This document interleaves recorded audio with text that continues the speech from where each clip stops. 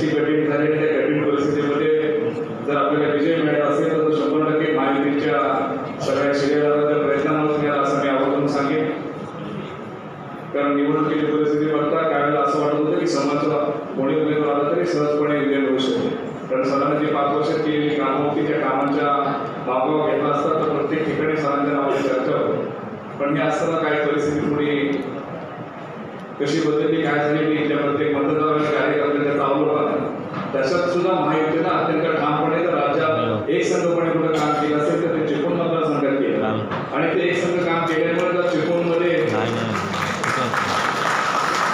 जो काही धनशक्तीचा वापर होऊन सुद्धा लोकांनी सरांवर विश्वास दाखवत सरांच्या पाठीमागे उभं राहण्याचा प्रामाणिकपणे प्रयत्न केला आणि दिलेल्या पैशाला न भरलेल्या लोकांनी जी काही मदत दिली त्या मतांमुळे सर आम्हाला कल्पना आहे की तुम्हाला अपेक्षित असं मताधिकारी चिपळूणमध्ये मिळालं नसेल तरी पण समोरचा जो धनशक्तीचा वापर झाला त्या वापरामध्ये एवढ्या लोकांनी टिकून होणं सुद्धा सोपी गोष्ट आहे. त्यामुळे मी या कार्यकर्त्यांना धन्यवाद देण्यासाठी त्यांचे आभार मानण्यासाठी आपल्यातर्फे ह्या मेळाव्याचं आयोजन केलेलं आहे आणि या मेळाव्याला तुम्ही उपस्थित होऊन तुमचं मार्गदर्शन अत्यंत महत्त्वाचं सामान राहणार आहे. त्यामुळे ह्या मेळाव्याचं नियोजन करण्यामागचं प्रयोजन एकच आहे की आपण सगळ्यांनी एक संकल्पने आतापर्यंत जशी या निवडणुकीमध्ये हातात करून फाईट केली तशी ह्याच्यापुढच्या इलेक्शनमध्ये सुद्धा वरून जसे माहितीचे आदेश होते त्या आदेशाप्रमाणे आपली एकजुटता राहिली पाहिजे व याच्या पुढे सुद्धा येणाऱ्या ज्या निवडणुका असतील त्या निवडणुकांमध्ये कार्यकर्त्यांच्या निवडणुकांमध्ये त्यांना कार्यकर्त्याला यश मिळण्यासाठी कार्यकर्ता म्हणून आपण प्रयत्नशील राहून नेते मंडळी म्हणून सुद्धा सगळे प्रयत्नशील राहतील आणि त्या संदर्भातला संदेश देण्यासाठी म्हणून आजच्या कार्यक्रमाचं नियोजन केलेलं आहे आणि त्या नियोजनामध्ये आपले नवनिर्वाचित जे आमदार आहेत त्यांच्या सरकारचं आयोजन करून आपण कुठेतरी कृतज्ञता व्यक्त केली पाहिजे ह्या भूमिकेतून आजच्या मेळाव्याचं नियोजन केलेलं आहे. तर मेळाव्याला आपण सर्वजण सर्व प्रेम करणारे कार्यकर्ते महायुतीचे कार्यकर्ते इथे उपस्थित राहिला त्यामुळे आजच्या मनोगतामध्ये जास्त वेळ न घेता जास्तीत जास्त लोकांना सरांना भेटायचं आहे ती आपली प्राथमिकता ठेवून इथं उपस्थित आहे त्याबद्दल सगळ्यांचे आभार मानून माझे थोडक्यात वास्तविक सांगतो. आज खूप या ठिकाणी आनंद होतोय की गेले 1.5 महिना इथे 2 महिने आपण आपलं परिश्रम घेतलाय आणि महायुतीने दिलेला उमेदवार आपण निवडून आलो. खरं म्हटलं तर गेले अनेक वर्ष सातत्याने या जिल्ह्यामध्ये सहकारामध्ये शिक्षण क्षेत्रामध्ये राजकारणामध्ये ज्यांनी आपला ठसा उमटला ज्यांनी आपल्या या जिल्ह्यामध्ये आपलं नाव कोणतं केलं किंवा नाव केलं असे आदरणीय कैलासजी गोंधळी निकम साहेब यांच्या पक्षात त्यांचं वारस म्हणून त्यांनी केलेली सर्व कामं सर्व जबाबदाऱ्या सांभाळून 2014च्या निवडणुकीमध्ये त्यांनी राष्ट्रवादी काँग्रेस पार्टीच्या वतीने निवडणूक लढवली. मी जेव्हा पाहिलं आदरणीय कैलासजी गोंधळी निकम साहेबांचे संस्कार घेऊन समाजामध्ये राजकारणामध्ये किंवा शैक्षणिक क्षेत्रामध्ये कसं काम करायचं याची दिशा घेऊन ते कार्यरत राहिले. थोडं अपेक्षा आलं त्यावेळी पण अपेक्षेने न थांबता दुसऱ्या दिवसापासून त्याने लोकांच्या गाठीभेटी चालू केल्या आणि 19 मध्ये तुमच्या सर्वांच्या साक्षीने ते आमदार झाले. आमदार झाल्यानंतर त्यांनी जे ज्या विधानसभा मतदारसंघामध्ये चिपळूण विधानसभा मतदारसंघ जेवढे गाव येतात त्या गावामध्ये प्रत्यक्ष जाऊन त्यांच्या लोकांच्या गरजा त्यांच्या लोकांची कामं समजावून घेऊन ती कामं कधीच करण्याचं काम त्यांनी धनश्रीने काम केलं. पण मला असं सांगायचं तर धनश्रीवरती मात करण्यासाठी ऑलरेडी शेखर सरांच्या सोबत सरश्री ही पदवी आधीपासूनच लागलेली आहे. त्याच्यामुळं त्या धनश्रीच्या पुढे सरश्री ही सरस ठरली आणि हा सह्याद्रीचा मावळा चांगल्या पद्धतीने इथे तुमच्या सर्वांच्या आशीर्वादाने सर निवडून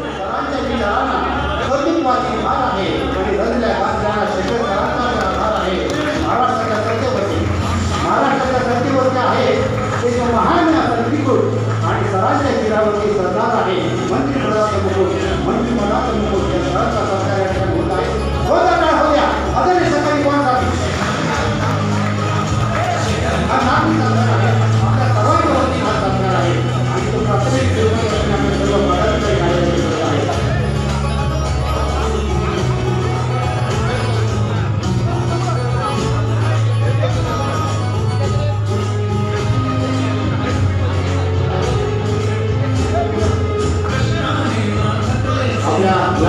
मानतं त्यांच्याबद्दल आपल्या यानंतर ज्या ज्या लोकांना किंवा संस्थांना सरांचा सत्कार करायचा असेल त्यांना शेवटी आपण संधी देणार आहोत. त्यामुळे कुणी आता त्याकडे गर्दी करायची नाही. त्याचबरोबर एक सर्वांनी विनंती आहे की आपल्या भोजनाची व्यवस्था करण्यात आलेली आहे. कोणी भोजनाचा आस्वाद घेतल्याशिवाय जायचं नाही आहे.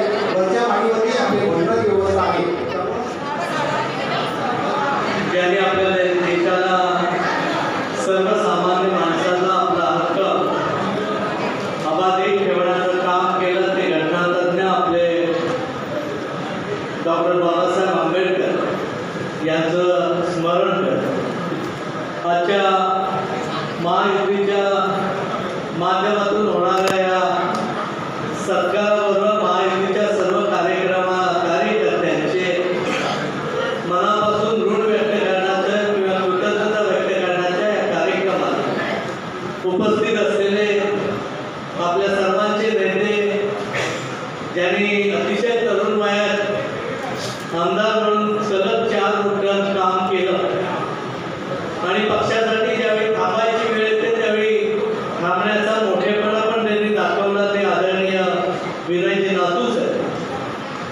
राष्ट्रवादी काँग्रेस पक्षाचे जिल्ह्याचे अध्यक्ष स्वर्गीय निकम साहेबांपासून आम्हा कुटुंबियांशी कायम पाठीशी राहिले. रत्नागिरी जिल्हा मध्यवर्ती सहकारी बँकेचे उपाध्यक्ष बाबाजीराव जाधव साहेब या कार्यक्रमाच्या माध्यमातून उपस्थित असलेल्या केराणे मॅडम, जयंत खताते, त्याचबरोबर दादासाहेब साळवी, उमेशजी सकपाळ, विजयजी चितळे, रामदासजी राणे, मोहिते साहेब, प्रशांतजी मोहिते, त्याचबरोबर उपस्थित रश्मीताई, रेहानाताई बिस्ले, वसंतजी तामणकर, संदेशजी आयरे. हा कार्यक्रम ज्यांच्या पुढाकाराने आयोजित करण्यात आला, ज्यांनी पुढाकार घेतला ते नितीनजी कसार, दिलीप माटे, सचिन साळवीकर, इम्रान कोणकरी. उपस्थित असलेले शहराचे अध्यक्ष राम शिंदे, निहारजी गवळे, कपिल शिर्के, विजयजी गुजर, अशोकराव कदम, परिमल भोसले. त्याचबरोबर उपस्थित असलेले अनेक जण उपस्थित आहेत. त्यामध्ये जागृतीताई, दिशाताई, मनालीताई, आदितीताई, प्राजक्ता टकले, शिवताई नानडे, सारिकाताई भावे, साधनाताई, जिल्ह्याचे आमचे अध्यक्ष बोत्रे मॅडम, अल्पसंख्याक समाजाचे आमचे अध्यक्ष जाकीरबाई शेखर सर, वेगवेगळे कापले सर, सूर्यकांतजी केंद्रे, पांडुशेठ माळी, स्नेहाताई मेस्त्री, विकासजी गमरे. अनेकांची करमंडळाचं नावं घेतली पाहिजेत कारण माझ्यासमोर जेवढे जण बसले तो प्रत्येक जण व्यासपीठावर बसणाऱ्याच्या योग्यतेचा एक नमुना, त्याहीपेक्षा वरचे सगळे लोक आज खाली बसले. का आपण सगळे प्रमुख मंडळी आहेत, मान्यवर मंडळी आहेत. एखाद्याचं नाव घेतलं नाही तर रागावर घेऊ नका. आपण सर्व आदरणीय मान्यवर, माझ्या सगळ्या भगिनी, पूजा सोडून उर्वरित सगळे वडीलधारे, तरुण मित्र, बंधू आणि भगिनी. खरं म्हटलं तर आपल्याला मला कल्पना आहे की आपले ऋण, आपल्या कृतज्ञता, आपले आभार मानायचे तर आपण एका कुटुंबातले आहोत. ही मानत असताना थोडा वेळ निश्चितपणे आहे. त्या निवडणुका झाल्या, निवडणुकीनंतर लगेच आपण एकत्र येणार होतो. परंतु माझं मुलाचं कॉन्व्होकेशन होतं, त्यामध्ये 10 दिवस गेले, लगेच अधिवेशन लागलं आणि नंतर हा कार्यक्रम एकदा ठरला, परत काही अडचणी आल्या. आज हा कार्यक्रम घेण्याचा योग आला. कार्यक्रम घेण्यापेक्षा आपल्या सगळ्यांचे आभार मानणं हाच खऱ्या अर्थाने या कार्यक्रमाचा उद्देश. आणि मी मनापासून महायुतीच्या सर्व कार्यकर्त्यांनी एखाद्याचं नाव घेतलं तर खऱ्या अर्थाने काम करणाऱ्याचं नाव माझ्याकडून राहू शकतं. त्यामुळे कुणाचंही नाव न घेता महायुतीच्या महिला कार्यकर्त्या, तरुण कार्यकर्ते, वडीलधारे कार्यकर्ते, सिनियर कार्यकर्ते, महायुतीचे सर्व नेते मंडळी ज्यांनी विश्वास दाखवला ते आदरणीय या राज्याचे मुख्यमंत्री आदरणीय फडणवीस साहेब, एकनाथजी शिंदे साहेब, आदरणीय अजितदादा, सुनीलजी तटकरे. त्याचबरोबर आपल्या सगळ्यांना वेळोवेळी मदत करणारे रवींद्र चव्हाण साहेब, आपले पालकमंत्री आदरणीय उदयजी सामंत साहेब, या सगळ्यांनी विश्वास दाखवला.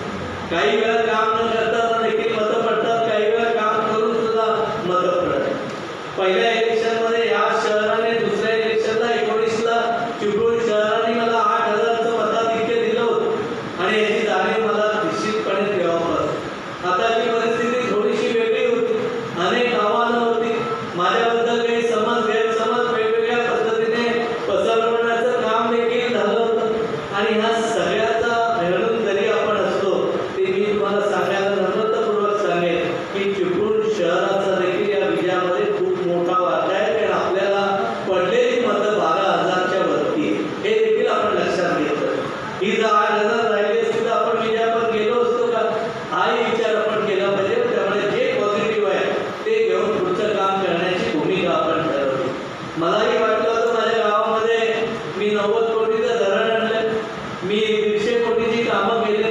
मागच्या वेळी 4000चं रेट मिळालं, यावेळी 4500चं मिळेल. मी कुठेतरी 2,500-3,000वर राहिलं. याचं कारण पण आपण शोधली पाहिजे. काही वेळा आमच्याही चुका झालेल्या असतात, काही वेळा आपण गैर धरून जात असतो. हे सगळं केलं म्हणजे आपोआप होईल अशा समजात पण आपण असतो. परंतु हे सगळं करत असताना एक चांगल्या पद्धतीचं काम सर्वसामान्य तुम्ही सर्वांनी केलं. विशेषतः महिला भगिनींचा त्याचा उल्लेख मगाशी केला, उमेश सकपाळनी केला, त्यांनाही मनापासून धन्यवाद देत. नुसतं चिपळूण नाही तर संगमेश्वर मतदारसंघामध्ये पण टोकाटोकाच्या शेवटच्या वाढीमध्ये जर कोणी काम केलं असेल आणि जर जागरूकपणे काम केलं असेल ते महिला भगिनींनी केलं आणि मला वाटतं त्याचमुळे आपल्याला विजय मिळू शकतो. थोडेसे आम्ही मंडळी थोडेसे ह्याच्यात होतो, गेलेली काम आहेत आपोआप होऊन जाईल, परंतु महिला भगिनी जागरूक राहिल्या म्हणूनच हे शक्य झालं आणि याची जाणीव मला निश्चितपणे राहील, पुढेही राहणार. आज हे काम करत असताना अनेक आव्हानं होती, परंतु या आव्हानामध्ये पण मला सांगायला आनंद वाटेल, आपल्याकडे जे ज्या अल्पसंख्याक समाजाचे कार्यकर्ते होते, मी मुद्दाम नाव घेत नाही, परंतु जे जे होते ते ठामपणे ज्या ज्या अडचणीला तोंड देत तिथं उभे राहिले आणि म्हणून त्यांचाही मताच्या वाक्यात आपल्याला चांगला असतात. हे सगळं करत असताना निवडणुका झाल्या. मगाशी सांगितलं, बाबाजीराव देखील म्हणाले 2.5 वर्षानंतर मंत्रिपद मिळेल वगैरे. ह्या सगळ्या गोष्टी जर असतात हे लक्षात घेतलं पाहिजे. पहिली गोष्ट, आपल्याकडे सर्वसामान्य कार्यकर्त्याची निवडणूक आता येणार आहे. पंचायत समिती येणार आहे, जिल्हा परिषद येणार आहे, नगर पंचायत येणार आहे, नगर परिषद येणार आहे. महायुती म्हणून आपण अबद्ध राहिलं पाहिजे. विनयजी आपण आग्रह केला पाहिजे, कारण बाबाजीराव तुम्ही सदाबाईंचं आज काम असल्यामुळे ते इथं नाही, परंतु त्यांचाही आशीर्वाद या सगळ्या प्रक्रियेमध्ये खूप मोठ्या पद्धतीने होता पहिल्या दिवसापासून. कारण तेही इथल्या उमेदवाराचे हक्कदार होते, तरी देखील त्यांनी आपल्या पाठीशी ठाम भूमिका राहण्याचं काम केलं. त्यामुळे ह्या सगळ्यांनाही विचारात घेऊन आपण तरी रत्नागिरी जिल्ह्यामध्ये महायुतीचा पॅटर्न राबवणं खूप गरजेचं आहे असं माझ्यासारख्याला वाटतं. आपण आग्रह सगळ्यांनी धरला पाहिजे. उमेदवार कोण काय, बाबाजीराव जरी बोलले नाव जास्त घेतलं की समजून जायचं धोका असतो कधी.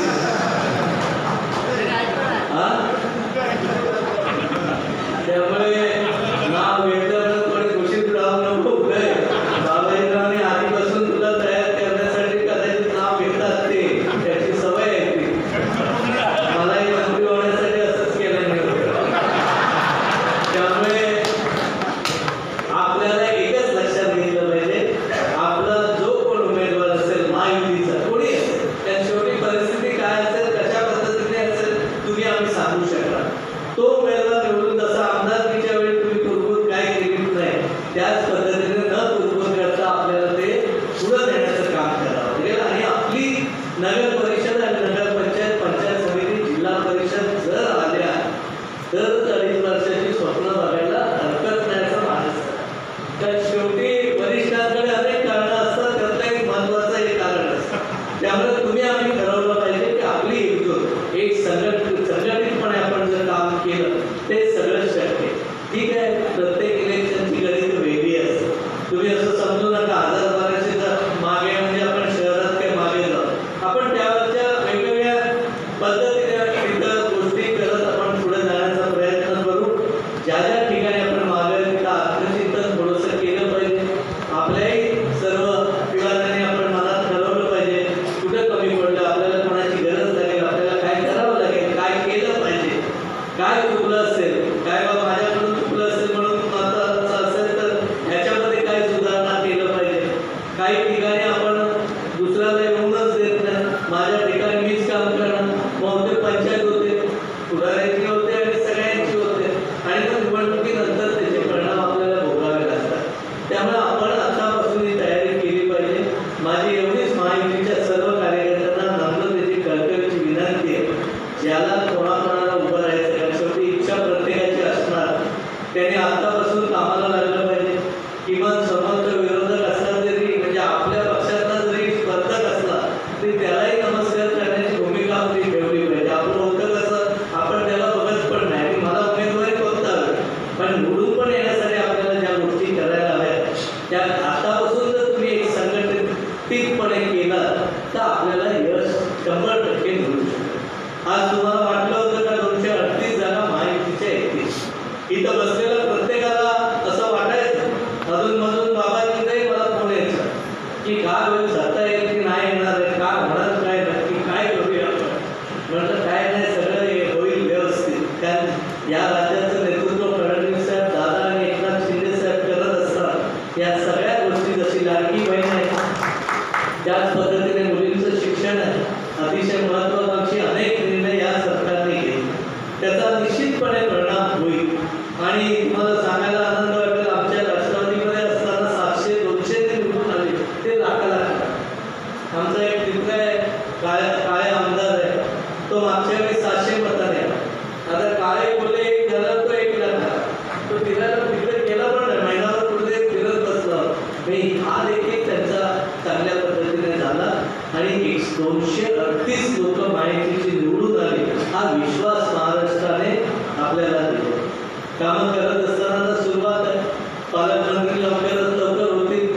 उदयजी सामंत साहेबांच्या नेतृत्वाखाली या जिल्ह्यामध्ये काम करत असताना आपली जबाबदारी, आपली कामं करत असताना आज सुदैवाने रवींद्र चव्हाण साहेबांवर पण देखील पक्षाच्या प्रभारी पदाची, महाराष्ट्र राज्याची जबाबदारी, या सगळ्यांना जर आपल्याला पुढं व्यवस्थित न्यायचं असेल आणि आदरणीय गडकरी साहेबांची ताकद देखील या सगळ्यामध्ये आपल्याला मिळणार.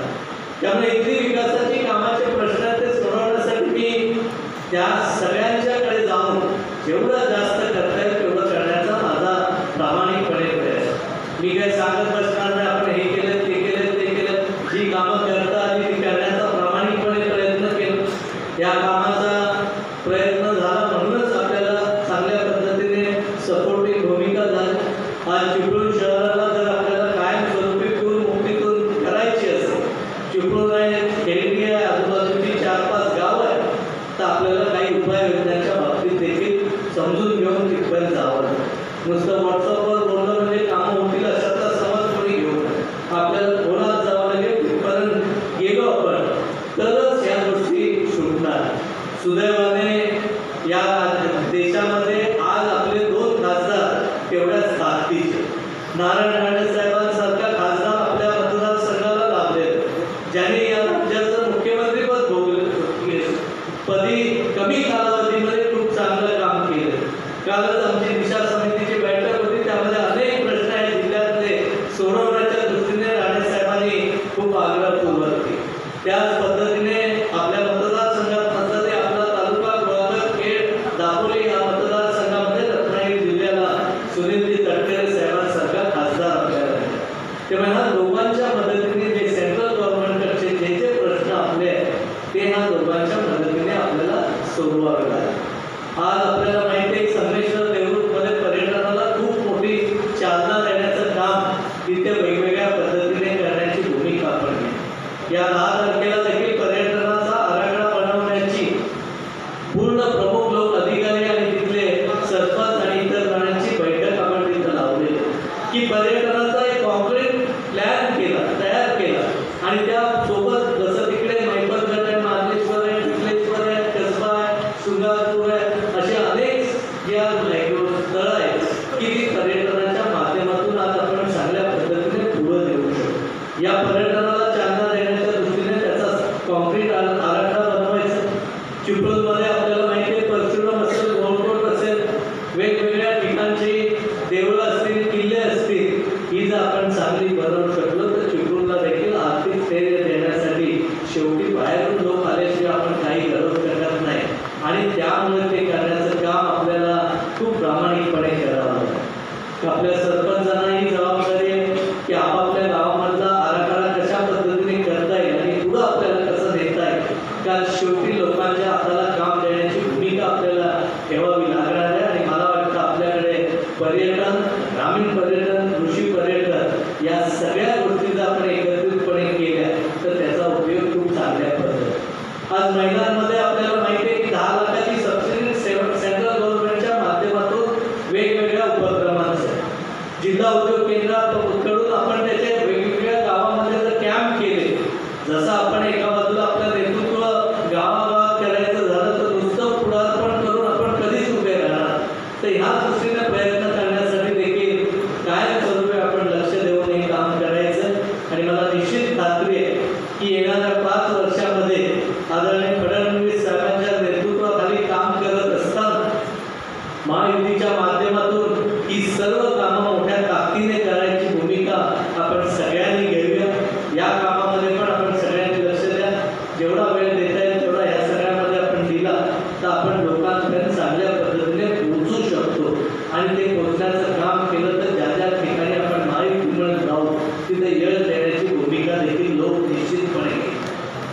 कारण 1-1.5 वर्षाच्या महायुतीच्या 2 वर्षाच्या सरकारच्या कामामुळे 238 आमदार जिथं सत्ता येईल की नाही याची चिंता होती, तिथं 238 आमदार निवडून आलेले हे देखील आपल्या डोळ्यासमोर ठेवणं गरजेचं आहे. आणि मला वाटते पुढच्या काळात हे चांगलं काम करत असताना जसं चिपळूण शहर आहे तसं आजूबाजूची गाव आहे, दसपटी आहे, पोपळीचा परिसर आहे. पोपळीमध्ये काही प्रश्न शासकीय आहेत, काही धोरणं घेतली आहेत, काही इथल्या पुनर्वसनाचे प्रश्न आहेत. त्याचबरोबर अगरसारख्या ठिकाणी सरकारी जागा मोठ्या प्रमाणात आहेत. या जागेचा उपयोग जर चांगल्या पद्धतीने व्यवसाय उभारणी पासून वेगवेगळ्या गोष्टी करण्याकडे आपण केल्या तर त्याचाही उपयोग खूप चांगल्या पद्धतीने. आज चिपळूण शहरामध्ये अनेक तलाव आहेत. तलावांचं शहर म्हणून चिपळूण तलाव आपलं ओळखलं. तुम्ही बघितलं नारायण तलावासारखा एक तलाव चांगल्या पद्धतीने केल्यानंतर एक आकर्षण वाटतं. बाकीचे तलाव देखील डेव्हलप करण्याची भूमिका वेगवेगळ्या टप्प्यावर घेतल्या. गांधारेश्वरला देखील 2 कोटीचा निधी मंजूर आहे. अजूनचा वाढीवचा निधी आपल्याला तिथं मंजूर करता येईल. गोलकोट किल्ला देखील तेवढ्याच ताकदीने होता. हे सगळं जर आपण करू शकलो तर व्यापारी वर्ग देखील चांगल्या पद्धतीने चिपळूणला बाजारपेठेला आपल्याला महत्त्व आणता येऊ शकतात. कारण आपण पुलाची व्याप्ती म्हणा किंवा ती इतकी लोकांमध्ये घाबरट पसरवणं एवढं केलं की बाहेरून येणाऱ्या चिपळूणला पुरामुळे यायचं की नाही जायचं अशी भीती असतात. थोडासा पाऊस पडला, आम्ही मुंबईत असतो की म्हणतात जो तो विचारतो चिपळूण बुडणार आहे. मग ही जी आपली बॅड पब्लिसिटी आहे ती देखील रोखण्याचं काम आपण सगळ्यांनी घेतलं पाहिजे. आणि त्यासाठी जे जे उपाय ते करण्याचा जसं आपण एक संघटितपणे बचाव समितीच्या माध्यमातून त्यावेळी काम केलं आणि त्या माध्यमातून आपल्याला एक चांगलं यश मिळालं, तसंच चिपळूण तालुक्याचा विकास करण्यासाठी देखील एक संघपणे एकत्रितपणे संघटितपणे सर्व जनता एकत्रित घेऊन आपल्याला काही काम करणं आणि उपाययोजना करण्याची भूमिका आपण निश्चितपणे घेऊया. या सगळ्यामध्ये विकास कामाला निधी कमी पडणार नाही ही देखील खात्री मी देतो. झालेली कामं चांगल्या दर्जाची कशी होतील हाही विचार आपल्याला करावा लागेल. कारण काही वेळा कामं देखील आपल्याला चांगली करावी लागेल. चिपळूण शहराला ग्रॅव्हिटीची योजना आणली तशीच सुरुवातीला पहिल्या टप्प्यात आपण कळकवणा, दादर, बालोटी आणि ओवळी या 4 गावाची ग्रॅव्हिटीची योजना पहिले 3 लाख रुपये भरून आपण ट्रायल बेसवर वैयक्तिकरित्या भरून ती योजना आपण पुरी केली. माहिती आहे त्यांना माहिती आहे. त्याचबरोबरीने अनेक गावं मुंड्यापासून ते सगळ्या जवळजवळ 100 कोटीची पाणी योजना आपल्या 20 गावांमध्ये देखील मंजूर करून त्यापैकी दसपटीतली 4-5 गावं शिल्लक आहेत ती देखील येत्या काळात ग्रॅव्हिटीच्या योजना अंतर्गत आणण्याचा आपला मानस. नजीकच्या काळात पाझर तलाव जास्त पद्धतीने या परिसरामध्ये व्हावेत या दृष्टीचं काम देखील आपल्याला करावं लागेल. कारण शेवटी गावागावामध्ये पाणी असणं खूप गरजेचं आहे. BSNL नेटवर्कचा देखील प्रश्न मी परवा दोन्ही खासदारांमधला ही विनंती केलेली आहे की ग्रामीण भागातील आपले जे जे टॉवर आहेत ते टॉवर अपडेट करणं आणि गावागावामध्ये चांगल्या पद्धतीची रेंज आणि इंटरनेट सुविधा उपलब्ध करून देणं आणि त्यासाठीचा खासदारांना मदत त्यांचं सहकार्य घेऊन ते देखील काम करण्याचा आपला प्रयत्न. शहरामधली ग्राउंड विकसित करण्याचं काम करत असताना पवन तलावाला किनारा दर्शनात वगैरे देखील क्रिकेट सीझन बॉल क्रिकेट आपल्यातून नष्ट झालं होतं ते चालू करण्याची भूमिका घेतली. कबड्डी म्हणजे चिपळूणचं माहेरघर आहे. कबड्डीमध्ये पण आपली मुलं चांगली पुढं गेली पाहिजे. त्यासाठी एखादी अकॅडमी करण्याच्या दृष्टीने तोही प्रयत्न रेसिडेन्शियल अकॅडमी करण्याच्या प्रयत्नाने आपण काम करतो. ओंकार बोलण्यासारखा एक छोटा कलाकार आपला चिपळूणमधून जाऊन आज एक मोठा नावारूपाला येण्याचं काम त्याच्या माध्यमातून झालं. त्याची इच्छा आहे की एखादी कला अकॅडमी जर चिपळूणमध्ये आपण करू शकलो तर आपल्या त्याच्या कलाकारांना देखील त्याचा फायदा होईल आणि ते करण्याचा प्रयत्न आपण या वेगवेगळ्या टप्प्यावर निश्चितपणे आपण करणार आहोत. मी फार वेळ आपला घेत नाही कारण अनेकांना वेगवेगळ्या कामानिमित्त जायचं असतं. थोडासा उशीर झाला आपल्याला भेटायला त्याबद्दल मनापासून मी दिलगिरी व्यक्त करेन. आणि हे करत असताना उदयने घरपट्टीचा खुलासा करा मला सांगितलं. आता घरपट्टीचा खुलासा करत असताना माझ्या आधी उमेशने जाऊन स्थगिती मिळवत आहे पण स्थगिती मिळवून हा प्रश्न सुटणार नाही. आपल्याला त्यामध्ये जे भरणार आहेत त्यांनाही न्याय द्यायची भूमिका घेतली पाहिजे. त्यामध्ये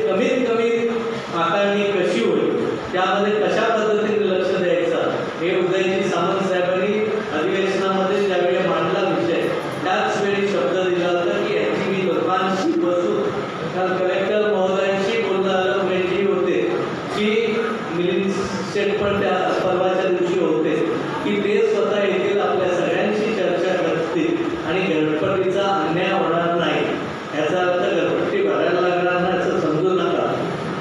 शेवटी डेव्हलपमेंटचा फंड आहे, आपल्याला त्याच्या बाबतीतला एक कोणावर अन्याय न होता जो काय व्यवस्थित असेल ती भरण्याची भूमिका घेऊन आपल्यालाही चांगलं काम त्या माध्यमातून करता येईल आणि तो अन्याय होणार नाहीची 100% गॅरंटी मी देखील देतो. जी जी कामं असतील वेळोवेळी भेटत जाऊ, शहरासाठी देखील वेगळी बैठक आपण आयोजित करू, शहरामधली काय कामं केली पाहिजेत, कशा पद्धतीने पुढं गेलं पाहिजे. शहराचा 2200 कोटीचा जलसंपदा विभागाने जो प्रकल्प केला तो लोकांसमोर प्रेझेंट केला पाहिजे, त्याच्यामध्ये काय केलं पाहिजे, अजून काय सुधारणा केल्या पाहिजे. ज्या वॉल्स आहेत 300 कोटीच्या त्या देखील लवकरात लवकर कशा पद्धतीने मंजूर केल्या जातील या दृष्टीचा प्रयत्न आपल्याला सगळ्यांनी मिळून एकत्रितपणे जर आपण केला, श्रेय घेण्याच्या पेक्षा काम होणं महत्त्वाचं. काम झालं की आपोआप श्रेय तुम्हाला मिळत असतं. त्यामुळे श्रेय वादात न असता आपण सगळ्यांनी मिळून संघटितपणे महायुती म्हणून अभेद्य राहून पुढच्या काळात खूप चांगल्या पद्धतीने आपण सगळ्या ठिकाणी शहरात पण आणि ग्रामीण भागात पण अतिशय उत्तम पद्धतीने काम करू. तुम्ही सगळ्यांनी मला निवडून दिलं, आता माझी महायुती म्हणून जबाबदारी की महायुतीच्या कार्यकर्त्याला प्रत्येकाला त्याचं काही काम नसेल, ऑफिसशी निगडीत असेल, सरकारच्या माध्यमातून असेल, इतर काही माध्यमातून असेल, शैक्षणिकदृष्ट्या असेल, क्रीडा विषयक असेल, तर त्या त्या ठिकाणी मदत करणं, सहकार्य करणं ही भूमिका माझी निश्चितपणे असेल. ह्याच्याही आधी मी करत होतो, पण आता तुमच्या हक्काने मला करणं भाग आहे. ह्याच्या आधी कधी पक्ष किंवा असं काही बघत नव्हतं, पण तो तुमचा आता अधिकार आहे. कारण महायुतीमुळेच मी आमदार झालो याची जाणीव मला निश्चितपणे आहे. एवढंच फक्त मी तुम्हाला सगळ्यांना सांगतो. बाकी फार वेळ न घेता मनापासून आपण कमी वेळात खूप उत्स्फूर्तपणे प्रमुख सगळी मंडळी आपण उपस्थित राहिला आणि अबू आणि त्याच्या सर्व सरकारांना देखील मनापासून अभिषेक असतील, निरीक्षक असतील, बाकी आमचे ते इतर असतील, महायुतीचे सर्व पदाधिकारी असेल, निहार असेल, कपिल असेल, इतर जी सेकंड टीम आहे, विकी असतील, या सगळ्यांना भाजपचे सर्व कार्यकर्ते मी तर नेहमीच सांगत आलो होतो की थोडेसे आम्ही राष्ट्रवादीवाले कमी असतो पण भाजपवाले जास्त जवळ पण होते. सगळे आमच्या पुढे सगळेजण तुम्ही होता आणि म्हणूनच आपल्याला हे चांगल्या पद्धतीने यश मिळालं. हेच यश पुढे टिकवायचं असेल आणि त्याला एक चांगल्या पद्धतीची किनार द्यायची असेल तर छोट्या निवडणुकांमध्ये देखील 2 पावलं मागं पुढं घेऊन आपल्याला जावं लागेल आणि ती जाण्याची भूमिका घ्यावी. एवढंच सांगण्यासाठी खऱ्या अर्थाने आजची बैठक सरकारापेक्षा आपल्याला ती भूमिका घेऊन पुढे गेलं तरच खऱ्या अर्थाने छोट्या कार्यकर्त्याला न्याय मिळू शकेल आणि ती घेण्याची भूमिका घेऊया एवढं सांगतो. पुन्हा एकदा नवीन वर्षाच्या सगळ्यांना मनापासून शुभेच्छा देतो आणि चांगल्या पद्धतीने सगळे आपण एका कुटुंबाप्रमाणे या निवडणुकीमध्ये बघा तुम्ही कुठेही काय फारसा आपसात व्हायचा निवडणुका जिंकायच्या असेल तर खऱ्या अर्थाने ही सुरुवात करा. पहिलं जर आपण आपसात बांधत बसलो आणि ते समजवण्यातच 20 दिवस गेले तर प्रचाराला जेमतेम 3-4 दिवस. बऱ्याच वेळा आपल्या कार्यकर्त्यांना समजवण्यातच आमचा जास्त आम्हाला ती सवय तुमच्याकडे शिस्तबद्ध असल्यामुळे एवढं नाही, मग आमचा निम्मा वेळ आमच्या कार्यकर्त्यांना समजवण्यातच पहिला जायचा. पण ही निवडणूक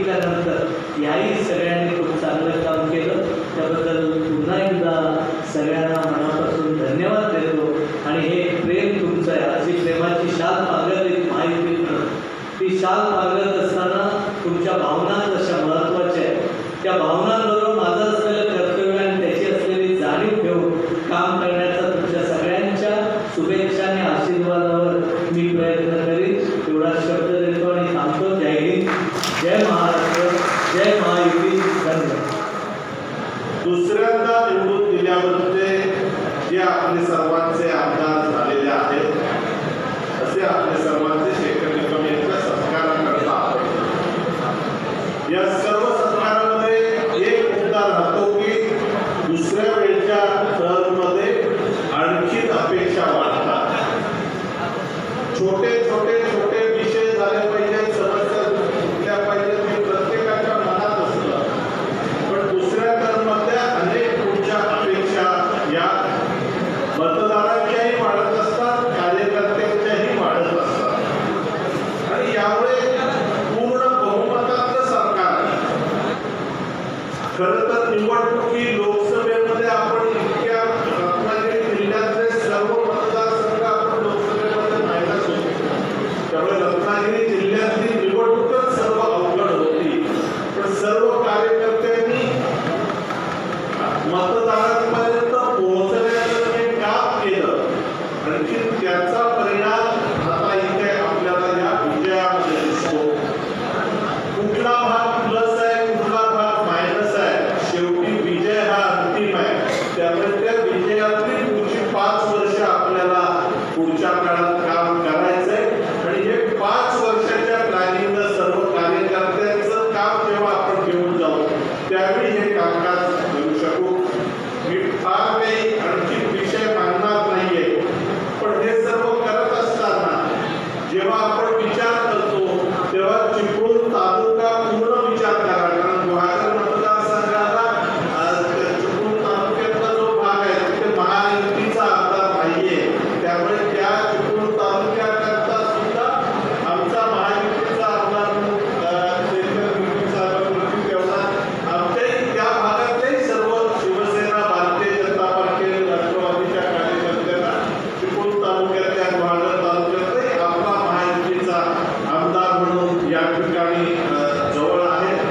शेवटी हे महायुतीच्या सरकारमध्ये चालणारं कामकाज आहे. युती म्हणून एकत्र जेव्हा जायचं असेल तेव्हा सर्वांना वेगवेगळ्या गोष्टी सांगाव्या लागतात. काय होईल, काय नाही, कसं होईल. पण आता मी बाबाजीरावाला सांगणार आहे की 2019ला एकदा शिवसेनेला उमेदवार दिला, परत 2024ला शिवसेनेला दिला, 29ला परत तुम्ही पण घेऊ नका आणि तुम्ही पण घेऊ नका. म्हणजे मग कुठेतरी भाजपला संधी मिळेल. तर भाजपला नाहीतर आपला राष्ट्रवादीचा उमेदवार शिवसेनेत जातो, शिवसेनेचा उमेदवार उभा राहतो, आम्ही परत आहे तिथेच काम करायला उभे राहतो. अशी स्थिती पुढच्या काळात होऊ नये एवढी विनंती बाबाजीरावांना मात्र मनापासून करणार आहे. दुसरा, या चिपळूण तालुक्यानं दत्ताजी नरावडे सारखे ज्यांनी विधानसभेचं अध्यक्षपद भूषवलं त्यांना अनुभव दिला. मधल्या काळात